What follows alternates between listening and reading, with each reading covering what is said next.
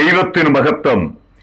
യേശുക്രിസ്തുവിന്റെ വീണ്ടും വരവും പ്രവചന പഠനവും ഇസ്രായേൽ ചരിത്രവും 241 ഭാഗത്തേക്ക് ഏവരെയും പ്രാർത്ഥനയോടെ ക്ഷണിച്ചുകൊള്ളുന്നു.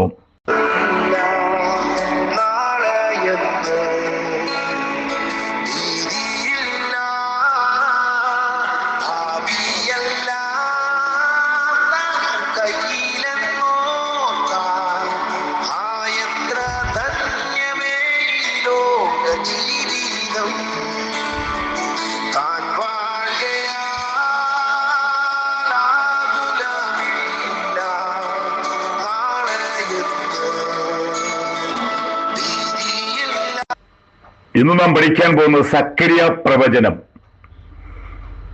38 പുസ്തകം, 14 അധ്യായങ്ങൾ, 211 വാക്യങ്ങൾ, BC 520 മുതൽ 400 വരെയുള്ള കാലഘട്ടങ്ങളെ.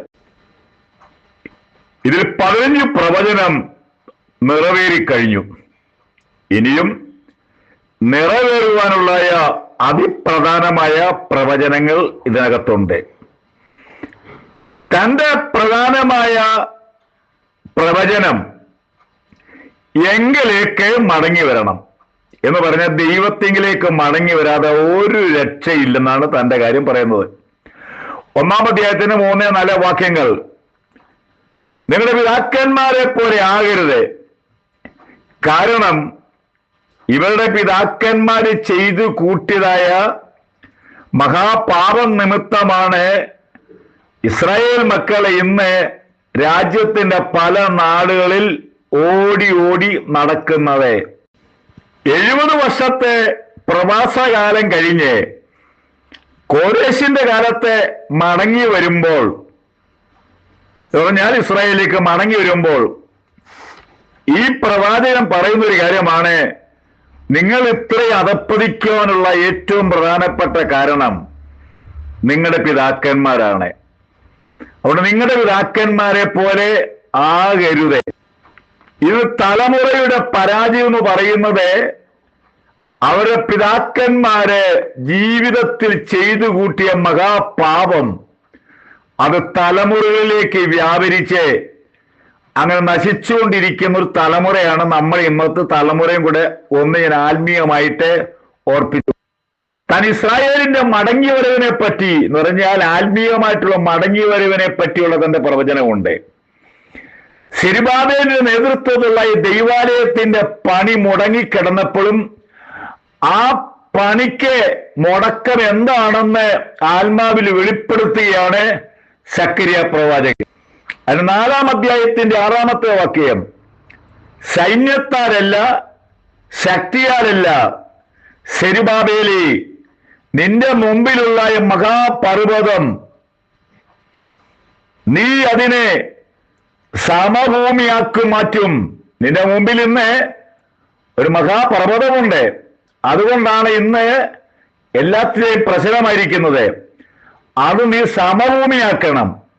എങ്ങനെ സമഭൂമിയാക്കേണ്ടത്? അത് സൈന്യത്താൽ പറ്റുകയില്ല, നമ്മുടെ ശക്തി കൊണ്ട് പറ്റുകയില്ല. സെരുബ്ബാബേലേ, നിന്റെ മുമ്പിലുള്ള ഈ മഹാപർവ്വതം മാറണമെങ്കിൽ നാം ചെയ്യേണ്ട കാര്യം കൃപ കൃപ എന്ന ആർപ്പോടെ ആണിക്കല്ല് കയറ്റണം. നാം ചെയ്യേണ്ട കാര്യം നമ്മുടെ ശക്തി പ്രകടനമല്ല, നമ്മുടെ ആളുകളുടെ നമ്പരല്ല, ഇവിടുത്തെ രാഷ്ട്രീയ പദ്ധതിയൊന്നുമല്ല, മറ്റുള്ളവരെ സഹായത്തിന് വിളിച്ചൊരു യുദ്ധത്തിന് വേണ്ടിയല്ല. നമ്മുടെ യുദ്ധം ആത്മീയ യുദ്ധമാണ്. എന്ത്? കൃപയാണ്.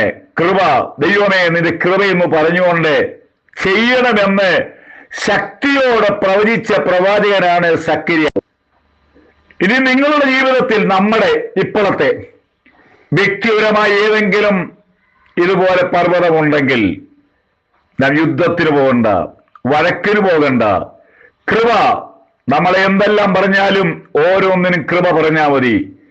കൃപ എന്നാർത്താൽ ഏത് വലിയ പർവ്വതവും സമഭൂമിയാക്കി മാറ്റാൻ നമ്മുടെ ദൈവത്തിന് കഴിയും എന്നും കൂടെ ഓർത്തുകൊള്ളുക. നമുക്ക് ഇന്നത്തെ കാലങ്ങളിലേക്ക് വരാം. നമ്മുടെ ഭാരത ഭൂമിയിലെ സുവിശേഷത്തിനെതിരായി ഒരുപാട് ചെറിയ മലകളും വലിയ മലകളും പർവ്വതങ്ങളും ഉണ്ട്. അതിന്റെ ബുദ്ധിമുട്ടുകളൊക്കെ നമ്മുടെ സുവിശേഷ പ്രവർത്തനത്തിന് തടസ്സമായി മാറിയിട്ടുണ്ട്. എന്നാൽ നാം ചെയ്യേണ്ടത് ഞാൻ ചോദിച്ചു കഴിഞ്ഞാൽ, നമ്മുടെ ജീവിതത്തിലെ ഉണ്ടായിരിക്കുന്ന ഏത് പ്രതിസന്ധി ഘട്ടത്തിലും ഈ കാര്യത്തിൽ ദൈവമക്കൾ ആർപ്പെടണം. എന്താണ്? ഏത് പ്രശ്നങ്ങളുടെ മുമ്പിലും ശക്തിയോടെ ദൈവത്തിനു മുമ്പിൽ ആരാധിക്കുന്ന കുറച്ച് ആൾക്കാരെ ആവശ്യമാണ്. ആർപ്പിടുമ്പോൾ എത്ര വലിയ പ്രശ്നങ്ങളും മാറാൻ ഇടയായി തീരും. യോശുവയുടെ കാലത്ത് ഇസ്രായേൽ മക്കൾ മുൻപോട്ട് പോകുമ്പോൾ എരിയോം പട്ടണം അവർക്ക് തടസ്സമായിരുന്നു. ചുരുക്കത്തിൽ പറയുകയാണ്, യഹോവേ ദൈവം പറഞ്ഞു, അതിരാവിലെ എഴുന്നേൽക്കുക, എരിഹോമിനെ വലയം വെക്കുക. അവരൊന്നിച്ച് വലയം വെച്ചു. 7ാമത്തെ ദിവസം ഇച്ചിരി കട്ടിയായിരുന്നു. 7 പ്രാവശ്യം വലയം വെക്കാൻ പറഞ്ഞു. 7 പ്രാവശ്യം വലയം വെച്ചു.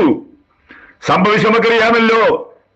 എരിഹോ മതിൽ തകർന്നു, അവിടെ തരിപ്പണമായി. ഇസ്രായേൽ അത് പിടിച്ചെടുക്കുകയെ തീർന്നു. ആർപ്പിനും കൃപയ്ക്കും ശക്തിയുണ്ട്. നമുക്കിന്ന് പഴയ കാര്യങ്ങൾ പല കാര്യങ്ങളൊക്കെ നമ്മൾ മാറ്റിയിട്ട് പുതിയ കാര്യങ്ങളിലേക്ക്, സുവിശേഷ പ്രവർത്തനത്തിലേക്ക് നമുക്ക് വരണം. നമുക്ക് തുടർമാനമായി ചെയ്തുകൊണ്ടിരിക്കുന്ന പല കാര്യങ്ങൾ മാറ്റേണ്ടത് ആവശ്യമാണ്. ഞാൻ പറഞ്ഞത് ബൈബിളിലെ കാര്യങ്ങളൊന്നുമല്ല, ഇന്നത്തെ പല കാര്യങ്ങൾ. കൃപകൾ ആർത്തുകൊണ്ട് ശക്തിയോടെ ദൈവത്തെ ആരാധിച്ചാൽ ഇന്ന് ഏത് മതിലും ഏത് മലയും ഏത് പർവ്വതവും തകർന്നു പോകും. അടുത്തത്, സക്കറിയാവ് എന്ന പേര് ബൈബിളിനകത്ത് 35 പേർക്ക് ആ പേര് പറഞ്ഞിട്ടുണ്ട്. സക്കറിയാവ് എന്ന വാക്കിന്റെ അർത്ഥം യഹോവ ഓർത്തിരിക്കുന്നവൻ എന്ന് പറഞ്ഞാൽ എപ്പോഴും സക്കറിയാവിനെ ദൈവം ഓർത്തിരിക്കുന്നു എന്നതുപോലെ ദൈവം നമ്മളെ ഓർക്കണമെങ്കിൽ നാം ദൈവത്തിന്റെ കൽപ്പന ആകപ്പടി അതേ രീതി ചെയ്താൽ ദൈവം നമ്മെ മറന്നു കളയും. ദൈവം സക്കറിയാവിന്റെ ജീവിതത്തിലെ ചെറിയ പ്രായത്തിൽ തന്നെ പ്രവചന ശുശ്രൂഷയ്ക്ക് ഇറങ്ങിയപ്പോൾ കൂടെ ഹഗ്ഗായി പ്രവാചകന് ഇറങ്ങിത്തിരിച്ചു. അവർ രണ്ടുപേരും യെരൂശലേമിലെ ദൈവാലയത്തിന്റെ പണിക്ക് വേണ്ടി അവർ പ്രവചിച്ചുകൊണ്ട് നടന്നു. അതുകൊണ്ട് പണി അത് പൂർത്തീകരണത്തിലേക്ക് വരുവാൻ ഇടയായി തീർന്നത് ഈ പ്രവാചകന്മാരുടെ പങ്ക് ഉണ്ട്. നമ്മുടെ പെന്തക്കോസ്തിന്റെ പ്രാരംഭകാലത്തിന്റെ വിജയം എന്ന് പറയുന്നത് അനേക പ്രവാചകന്മാരെ ശക്തിയോടെ പ്രവചിച്ചു. ആ പ്രവചനത്താൽ പലയിടത്തും സഭകൾ സ്ഥാപിപ്പാനിടയായി തീർന്നു. ഞാൻ ആത്മീയവശമാണ് പറഞ്ഞിരിക്കുന്നത്. തുടർന്ന് ദൈവനിശ്ചയ അടുത്ത ക്ലാസ്സിലേക്ക് വരും താല്പര്യപ്പെടുന്നു. സക്കറിയ പ്രവാചകൻ ഒരു വലിയ മഹായുദ്ധത്തെ പറ്റി പറയുന്നു. സക്കറിയ പ്രവാചകൻ ദൈവമക്കൾ മഹോദ്രവം കഴിഞ്ഞ് നേരെ യെരൂശലേമിലേക്ക് ഒലിവുമലയിലേക്ക് വരുന്ന കാര്യം ദൈവനിശ്ചയ അടുത്ത ക്ലാസ്സിൽ പറയാൻ താല്പര്യപ്പെടുന്നു. കർത്താവ് നമ്മളെ അനുഗ്രഹിക്കും. നമ്മുടെ കർത്താവിന്റെ വരെ ഏറ്റെടുത്തിരിക്കുന്നു. നമുക്ക് ഒരുങ്ങുവാനുള്ള അവസരമാണ്. ഭാരതത്തിന് വേണ്ടി പ്രാർത്ഥിക്കുക. ദൈവം നമ്മളെ അനുഗ്രഹിക്കും.